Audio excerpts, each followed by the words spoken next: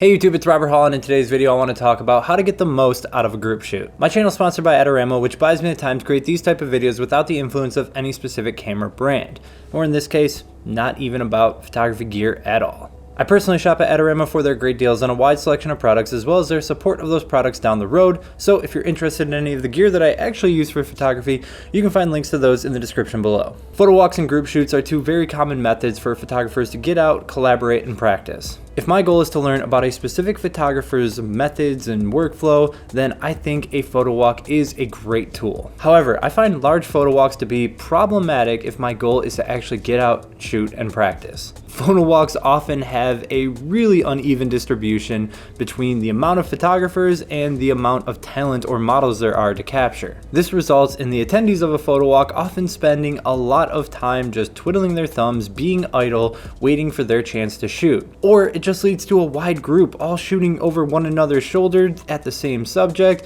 no one really getting contact or communication with the model. And in those situations, it just results in a bunch of photographers having the same photos of the same model with the same styling in the same location. The resulting images lack impact both in their usability to the model, because so many people have the same thing, as well as the usability in a portfolio. Because of this, I think a small group shoot of 3 to 5 people is a far better way to get out, create with others, while still being able to come away with great images. Now, even small group shoots can get really chaotic if people don't know how to approach them. So here's a few tips on taking part in a group shoot so that everybody gets the most out of them. First up, this seems obvious to me, but I've been a part of many group shoots where this wasn't obvious. The first thing you should be doing is taking turns.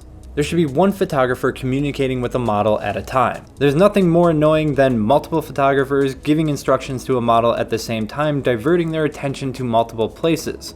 It's kind of like multitasking or trying to work and watch TV at the same time. You don't get the full experience of the show and you don't get the full experience of getting work done. If there's a focused attention between one person and one model at the time, it ensures that the model is 100% focused on that photographer. It also ensures that the photographer is getting the most value out of it because they're choosing their camera settings, they're choosing the model's pose, they're choosing the lighting position, the background selection, they're guiding all aspects of it, which just translates to them getting better at doing that outside of a group shoot. The alternative of snapping a photo that somebody else is posing and choosing their position amongst the background, choosing the lighting position if you guys are sharing lights, that's not really you guiding the entire image, and therefore you're walking away with an image that's only partially yours. Now, once you have one photographer working with one model, that means everybody else involved with the group shoot is now free to handle other duties. So what can you be doing during a group shoot while you're not actually doing photography? The first thing would be holding a light. Now, if you're not using light, this could be holding a reflector or somehow assisting the production. But keeping hands on a light not only allows you to quickly move the light at the photographer's request, allowing them to get through it faster, it also exposes you to lighting setups that you may not have considered. And being at that lighting position and focusing on it and then hearing when you're getting positive results really allows you to learn where you should place your own lights to get similar results. So when you're working alone, you can quickly put lights in positions and know the results that are going to come of them because you've had plenty of reps before. Next, you can also communicate with the random passerbys that are coming around to shoot, and this is in the case of shooting in a public space. Another thing you can do when you're not doing anything during the group here is just let other people know that they can go by, that you're not obstructing them. You guys can go by. Okay, you guys can go by. Just like that. If you're shooting in a public space, a lot of time people that are trying to get through will just freeze, allowing you to complete your photo shoot. It's rude to make people wait for you to do your photo shoot in a public area. So if you're free while another photographer is shooting, then kindly instruct people on how they can get around the photo shoot, or just let them know that they can go through so that they can be on their way.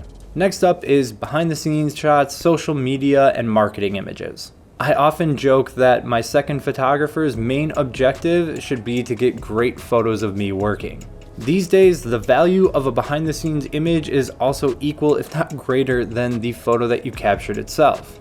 BTS lighting setups can be used for educational purposes. Social media stories and posts can be used for photographers and models to connect with their audience. General candids that are captured during the session of the photographer working or the model working can be great marketing materials as well. If you're not tasked with holding a light or doing anything else important, then consider taking as many BTS photos as possible because they will be very useful to the other people in the group shoot. And don't be afraid to use your phone or the other people that you're capturing using their phone to get these images, because oftentimes the immediacy, having the phones immediately after the shoot, is more beneficial than getting higher quality images later. It's the reality that we live in. And the final thing you should be doing is scouting or planning ahead. If you've got nothing going on and you're up next in the rotation to shoot, then you should be looking at where you're going to do your next shoot.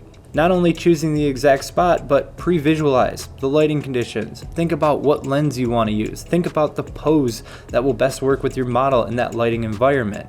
What distractions are coming through that you're going to need to avoid. Doing all this while you're free rather than when the talent is in front of you will just make everything go faster.